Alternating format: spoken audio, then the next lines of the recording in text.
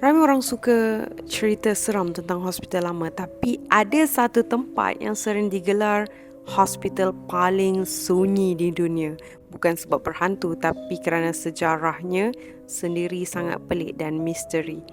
Tempat ini adalah Belitz Hellstatten, sebuah kompleks hospital gergasi di Jerman yang ditinggalkan sejak lebih 100 tahun lalu. Untuk video ni, Nisa cuma kongsikan maklumat umum berdasarkan sumber sejarah seperti Arsip Jerman, artikel pengkaji, bangunan terbengkalai dan sumber dokumentasi bebas. Nisa bukan sejarawan atau pakar bangunan, jadi ini adalah ringkasan asas sahaja. Dan setiap sumber mungkin ada sedikit perbezaan fakta. Belitz Hellstatten dibina pada akhir abad ke-19 sebagai hospital rawatan tuberkulosis, iaitu TB. Pada zaman tu TB belum ada ubat, jadi pesakit ditempatkan jauh dari bandar di kawasan hutan yang sunyi.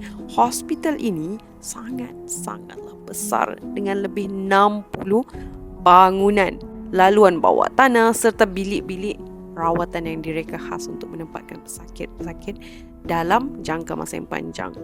Selepas Perang Dunia Pertama dan Kedua, hospital ini pula digunakan untuk sebagai pusat rawatan tentera. Tetapi apabila era moden tiba dan teknologi perubatan berubah, bangunan-bangunan lama ni tidak lagi digunakan. Satu demi satu kawasan ditutup. Akhirnya, hampir keseluruhan kompleks dibiarkan kosong. And yang tinggal hanyalah beberapa bangunan kecil yang masih digunakan sehingga hari ini.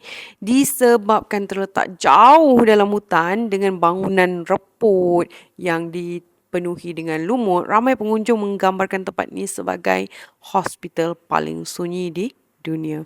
Koridor yang panjang, bilik rawatan yang kosong dan tingkap yang pecah yang menghadap hutan tebal. Semuanya memberi suasana seolah-olah macam masa terhenti di situ. Wih, creepy weh. Walaupun kelihatan seperti lokasi seram, Belitz Hellstatten kini terkenal sebagai tapak sejarah dan destinasi fotografi. Sunyinya bukan sebab gangguan mistik, tapi kerana ia adalah tinggalan era perubatan yang lama yang ditinggalkan begitu saja oleh seolah-olah menunggu masa untuk dilupakan. So kalau orang suka cerita macam ni, korang jangan lupa subscribe Nisa punya channel dan juga follow Nisa dekat TikTok.